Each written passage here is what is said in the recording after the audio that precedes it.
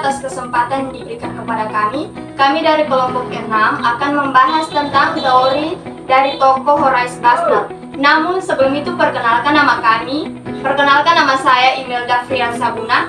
Nama saya Elsa Liasan Modok. Nama saya Dela Mariska Bakro. Nama saya Vivi Salsania Luban. Pertanyaan yang pertama, apa yang Anda ketahui tentang Horace Bushnell? Yang saya ketahui, Horace Bushnell adalah seorang teolog dan pedagog pendidikan agama Kristen di Amerika. Ia lahir pada tahun 1802 di Litchfield, Connecticut, USA. Ia meninggal pada 17 Februari 1802 dan orang tuanya adalah seorang yang beriman Kristen dan memiliki mesin perminta Lowell. Ia diasuh dalam keluarga Kristen dalam anggota jemaat kongregasional. Studi dari Horace Bushnell adalah menengah dan rendah. Ia sebagai seorang guru dan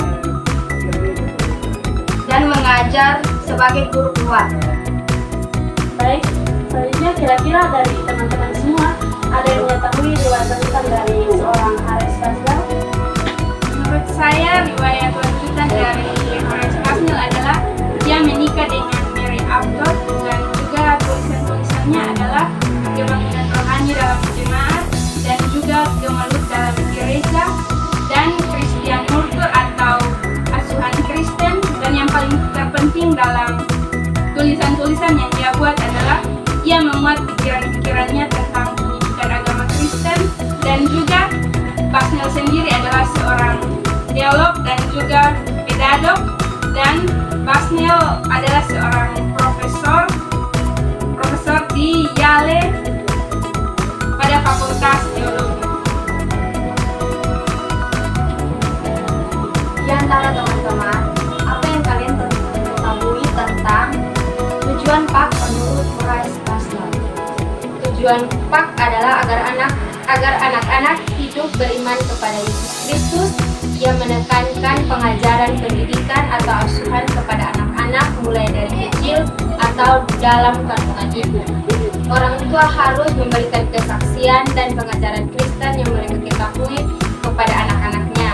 Bushnell mengatakan pertama-tama, milikilah iman Kristen dalam dirinya, kemudian ajarkanlah iman itu sebagaimana kamu menghidupinya, karena kamu tidak dapat melakukannya dengan cara lain.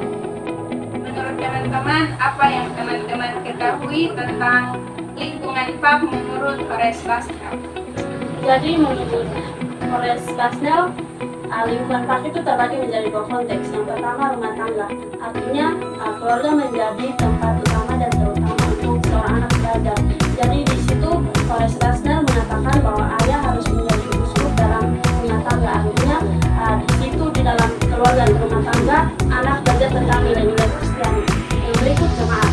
Dalam jemaat anak juga belajar tentang nilai-nilai Kristiani, yang begitu jemaat harus menciptakan lingkungan yang kondusif dan baik di mana tempat itu bisa menjadi tempat untuk seorang anak belajar tentang nilai Kristiani. Baik, pengajaran PAK apa saja yang teman-teman ketahui menurut Horace Bushnell? Pengajar yang pertama yaitu orang tua. Orang tua merupakan pengajar PAK bagi anaknya. PAK dikenal oleh anak dari orang tuanya.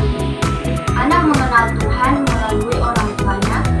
Anak belajar bernyanyi, berdoa dari orang tuanya. Orang tua menceritakan Alkitab kepada anak-anaknya. Dan orang tua merupakan